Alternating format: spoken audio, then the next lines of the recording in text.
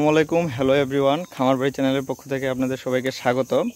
তো আজকে 27শে মার্চ রোজ রবিবার। আমরা আজকে এই গরুটা কালসারা লাল কালসারা গরুটা আমরা আমাদের গ্রামেই কিনলাম 36,000 টাকায়। গরুটা কেনার পর দেখছি গরুটা একদম পানির মতো আর কি, ডায়রিয়া হয়েছে গরুটার। যে আপনারা দেখলে বুঝতে পারবেন যে এইখানে পায়খানা করছে। তো এইখানে গরুটা একদম পানির মতো ছাড়ে দিচ্ছে পায়খানা। তো আমরা এখন গরুটার ডায়রিয়া কেন হয়, ডায়রিয়া হলে কি করব, এইটাই আর কি আজকে আপনাদের সঙ্গে শেয়ার করব।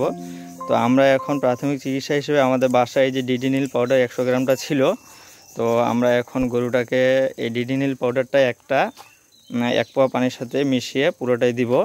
তো আমরা এখন পাউডারটা ভালো করে মিশিয়ে নিচ্ছি পানির সাথে। এখানে ডিডিনিল 100 গ্রাম একটা পাউডার দিছি। পানি কতটুকু লাগবে এটা কোনো নির্দিষ্ট পরিমাণ নাই, তবে 1 পোয়া পরিমাণ পানি দিতে পারেন আর কি। পানিটা এমনভাবে দিতে হবে যেন ওষুধটা আর কি পাতলা, খুব পাতলা না হয়, আবার খুব গাঢ় না থাকে, একটু পাতলা হবে যেন আঠার মতো আর কি না হয়। পানির সাথে মেশানো ওষুধটা আমরা এই যে বোতলে নিয়ে এখন গরুর মুখে দেব।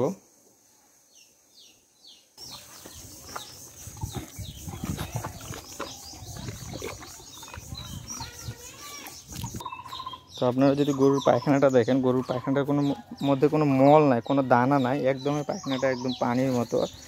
এইখানেও গরুটা পায়খানা করছিল, এই যে আপনারা দেখলে বুঝতে পারবেন যে গরুটা একদম পায়খানা পানির মতো যাচ্ছে পায়খানার রাস্তা দিয়ে।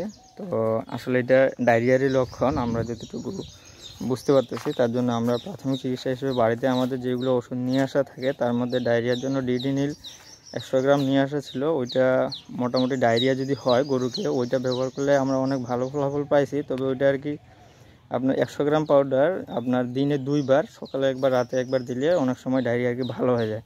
তো আমরা এটাই চেষ্টা করব যে আমাদের এই গরুটার ডায়রিয়াটা আসলে ডিডিনিল দিয়ে যাচ্ছে কি না, নাহলে আমরা পরবর্তীতে অন্য কিছু চেষ্টা করব।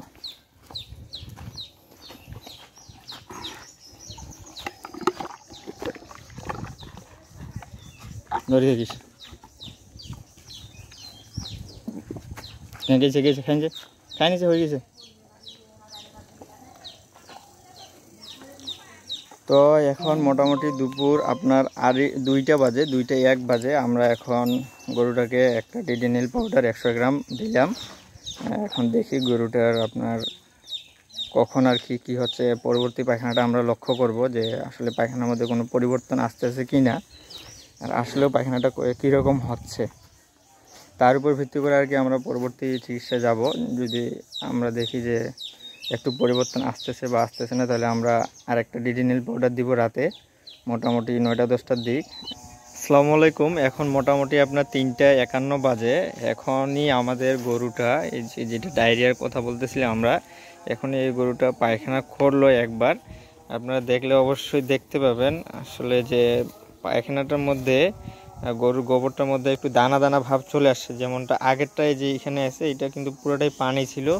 ওই পাশেও দেখাইছিলাম যে আপনাদের গরুটা পায়খানা করছিল, পানির মতো চলে যাচ্ছিল। তো আমরা কি করছিলাম, এমনটা দেখার পর আমরা গরুটাকে একটা ডিডিনিল পাউডার 100 গ্রাম পাউডার একটা পুরোটাই আপনার 1 পোয়া পানির সঙ্গে কুসুম কুসুম গরম পানির সঙ্গে মিশ্রিত করে বোতলে দেওয়ায় খাওয়াই দিয়েছিলাম। এখন মোটামুটি আপনার 2 ঘন্টা হচ্ছে গরুটাকে ডিডিনিল দেওয়ার।